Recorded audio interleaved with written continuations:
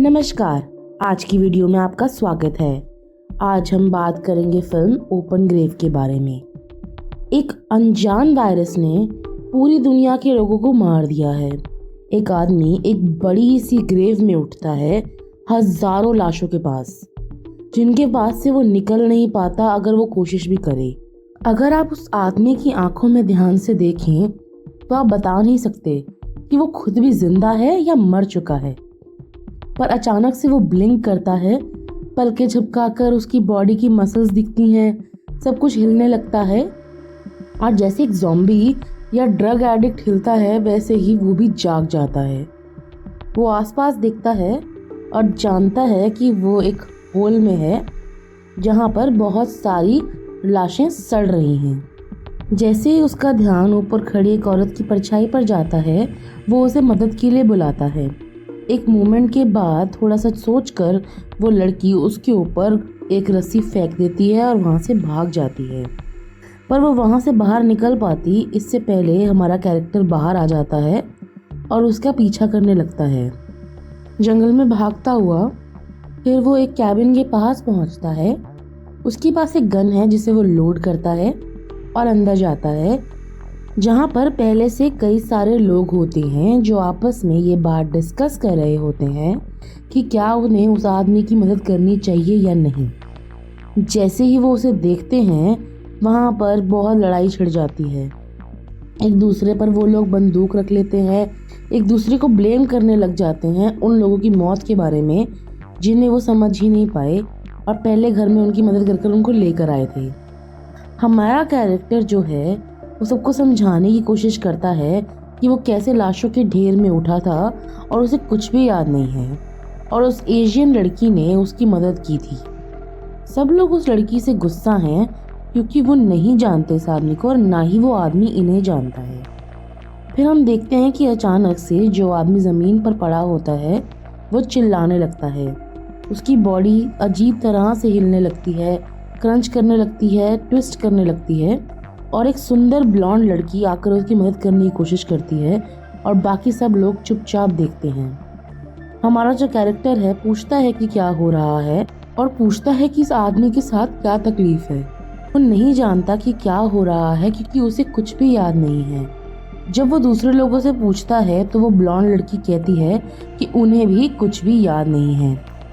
वो ब्लॉन्ड लड़की उसे आगे बताती है कि यहाँ पर ना कोई कंप्यूटर है ना स्मार्टफोन जिससे वो बाहर की दुनिया से कनेक्ट कर सकें। उनके पास सिर्फ प्लास्टिक बैज हैं जिनसे उन कुछ लोगों के नाम तो पता कर ही सकते हैं। उस ब्लॉन्ड लड़की का नाम शैरन है।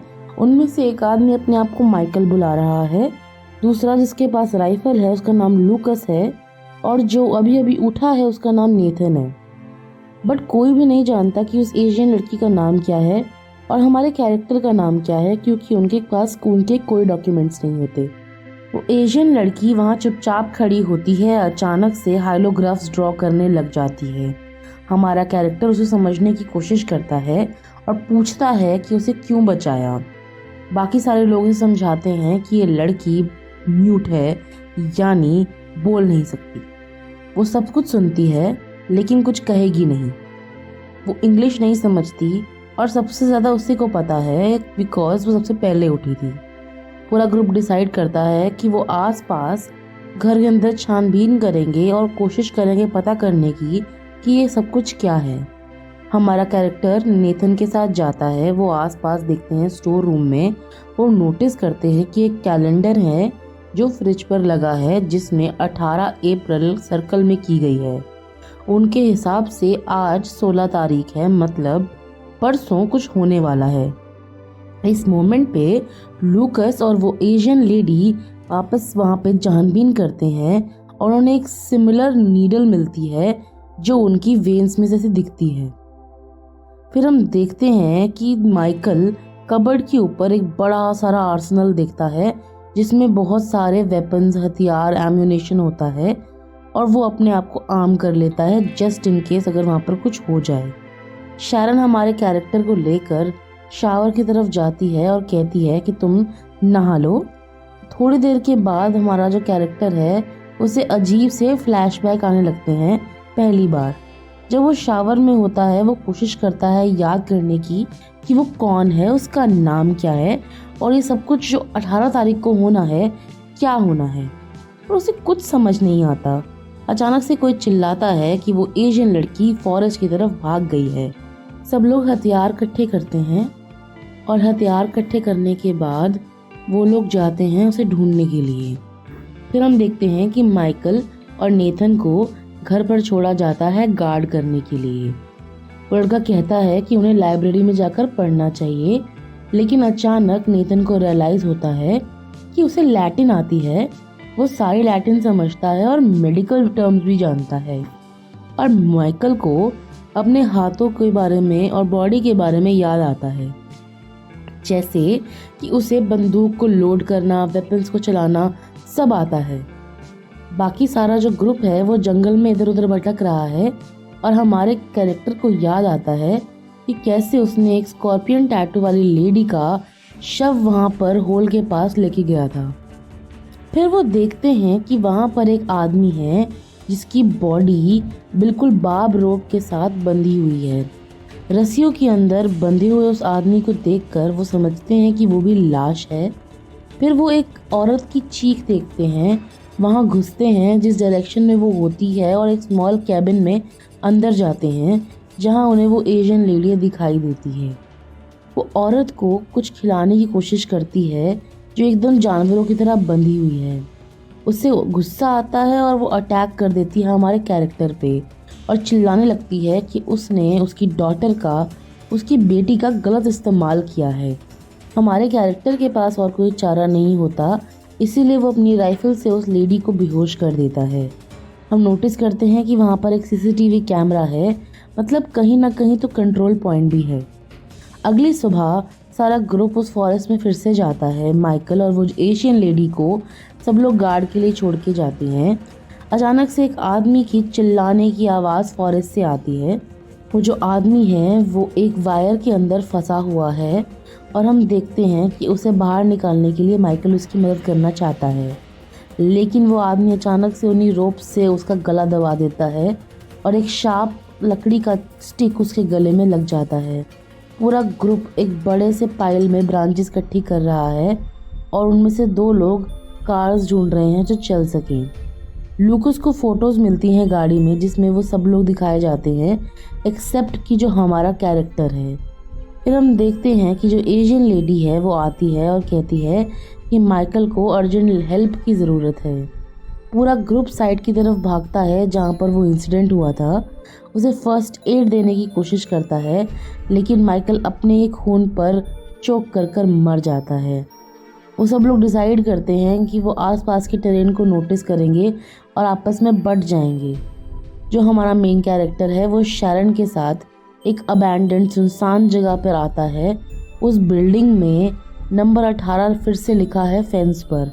वो उस टेरिटरी के अंदर आसपास छानबीन करते हैं और शैरन एक लड़के को देखती है जो वहाँ पर भाग रहा होता है।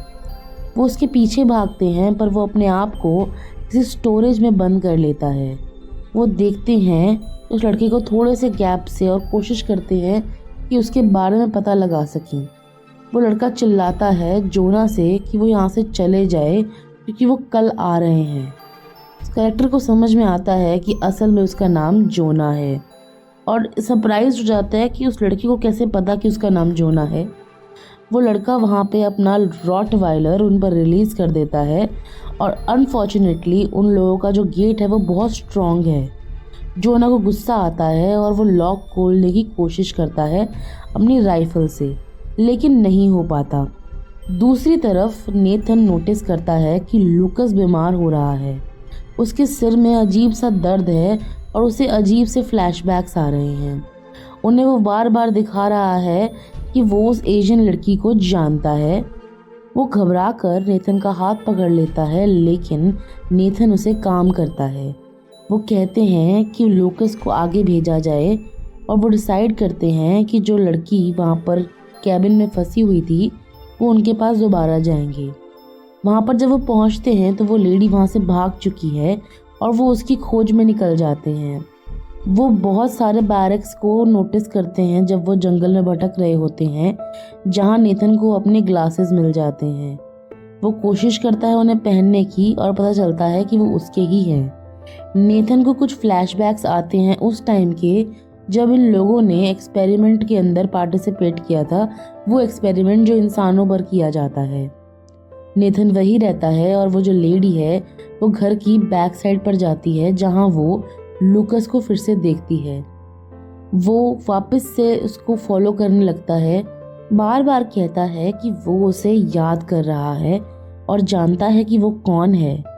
फिर वो एशियन लेडी अपने आप को एक बेसमेंट में एटिक में बंद कर लेती है ताकि वो उसे ना मिले।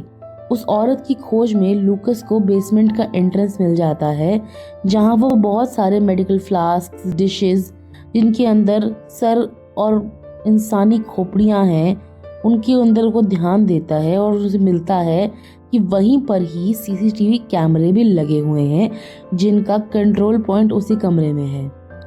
वहां पर बहुत सारे सेल हैं, उन सेल के बार खुले हुए हैं।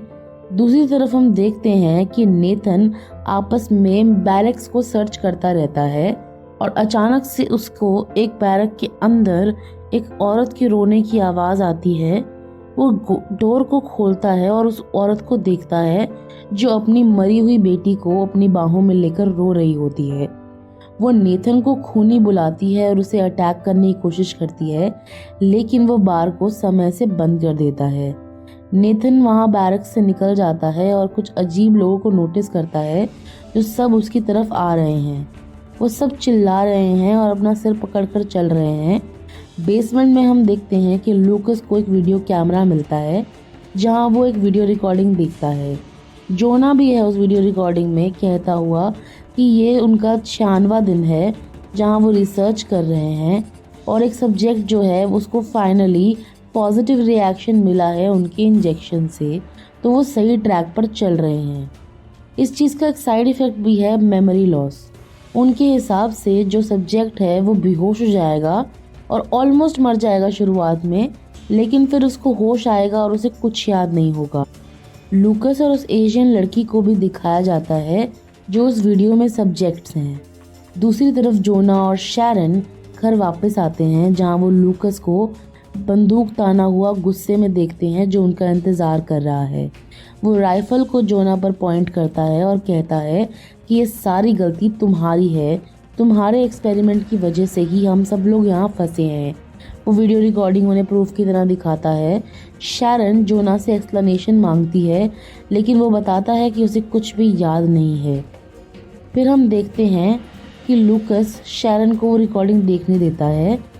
उसे देखकर शैरन की आंखों में आंसू आ जाते हैं और वो कोशिश करती है कि वो जोना की साइड ना ले, लेकिन जोना कोशिश करता है कि वो सब लोग समझें कि उसे सच में नहीं पता कि वो यहाँ पर कैसे है।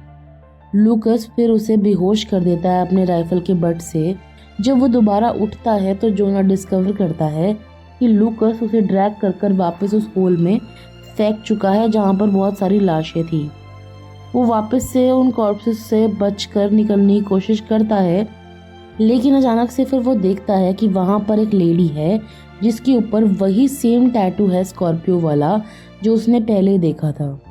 वो अज्यूम करता है कि शायद वो लड़की भी मारी गई है। लूकस बहुत ज़्यादा अराउज हो जाता है और वापस आकर उस म्यूट लड़की को देखने के लिए कोशिश करता है और उसके बाद हम देखते हैं कि वो कार कीज ढूंढ रहा है। वो लड़कियां समझ जाती हैं कि लूकस अपने सही दिमाग में नहीं है और फिर वो देखती हैं कि लूकस अजीब सा बिहेव करने लगता है। शैरन उसे कहती है कि तुम बैठ जाओ। वो शैरन को पुश करता है और उस म्यूट लड़की के पीछे भागने लगता है। उसे जब वो पकड़ लेता है तो वो अग्रेसिवली उसका रेप करने की कोशिश करता है। शैरन वहीं पहुंच जाती है और उसे गन शॉट से डराने की कोशिश करती है। वो विंडो के बाहर कूद जाता है और फॉरेस्ट में चला जाता है। दूसरी तरफ जोना का एक बहुत ही खराब समय चल रहा है उन सारी लाशों के पास। वो वापस से सांस नहीं ले पा रहा, लेकिन एशियन लेडी वहाँ पर फिर आती है, उसे फिर रस्सी देती है और फिर उसे बाहर निकाल लेती है और कहती है कि तुम्हें घर वापस जाना चाहिए। वो उससे दूर रहने के लिए कहता है फिर हम देखते हैं कि जब वो वापस आता है तो वो अपने आप को ढूंढने की कोशिश करता है और शायद वो कोशिश करता है कि उसे वो लड़का मिल जाए जो उसके बारे में जानता है। बिल्डिंग पर आने के बाद जोना को पता चलता है कि वहाँ पर कुछ हॉस्पिटल जैसा है जहाँ उसे वहाँ का एक मैप मिलता है। जोना को फ्लैशबैक्स आते हैं और उसे याद आता है कि कुछ आदमियों को कंटेनर में वहाँ पहुँचाया गया था बिकॉज ये उनका आखिरी चांस था। जोना कुछ आवाज़ें सुनता है और उसे 2 इन्फेक्टेड लोग वहाँ पर मिलते हैं।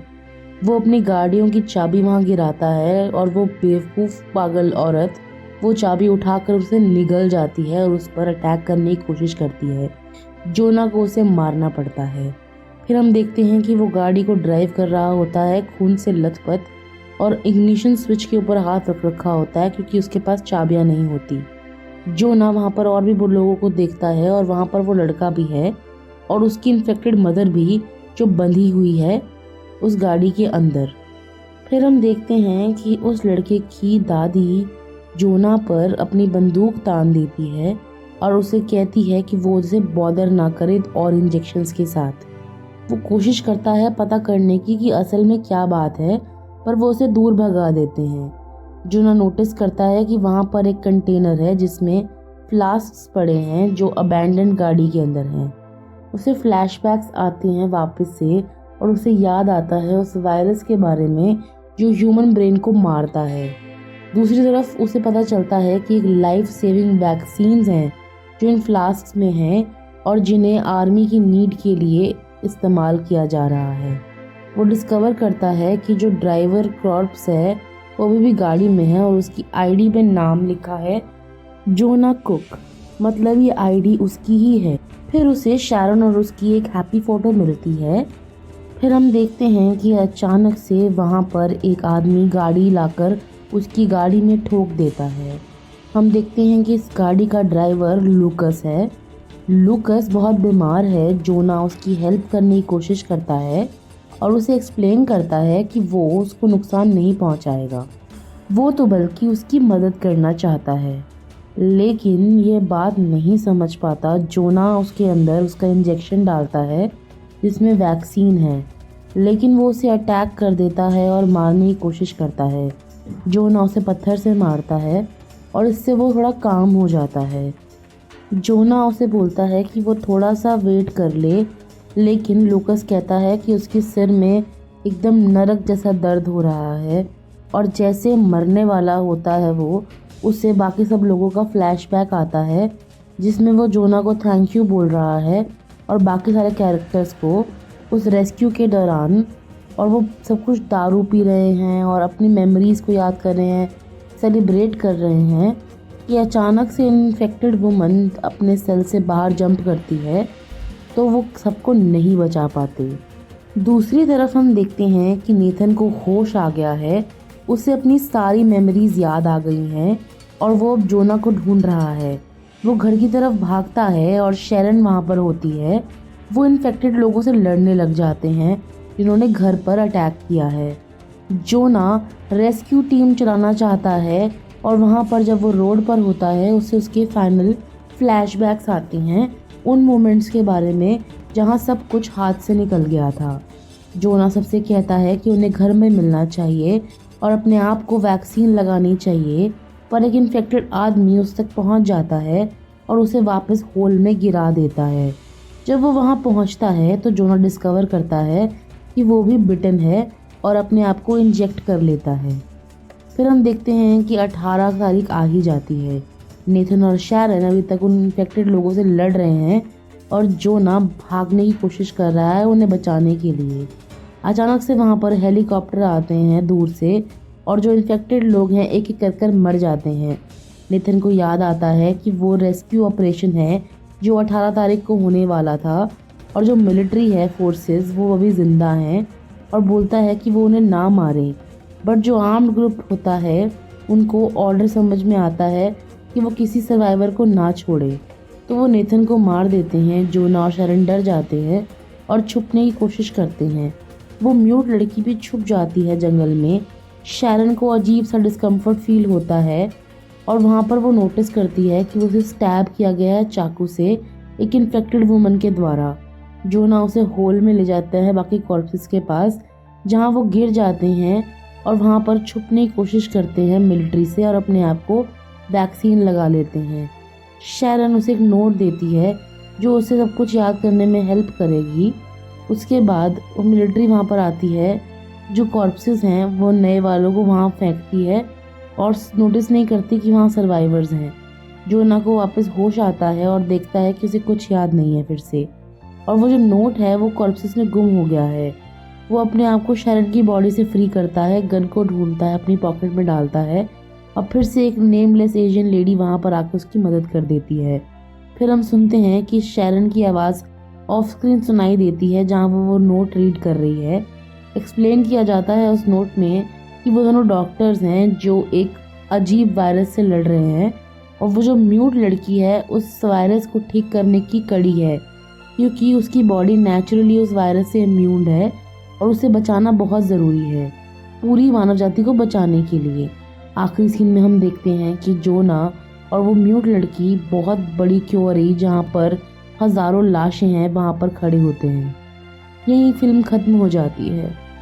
अगर आपको ये फिल्म अच्छी लगी तो हमें ज़रूर बताइएगा कमेंट सेक्शन में। वीडियो को लाइक कीजिएगा, वीडियो को शेयर कीजिएगा अपने दोस्तों के साथ ताकि वो भी इस फिल्म को ज़रूर देखें। चैनल को सब्सक्राइब कीजिएगा क्योंकि ये मुफ्त है। अब आपको मिलेंगे किसी और वीडियो के साथ, तब तक के लिए धन्यवाद।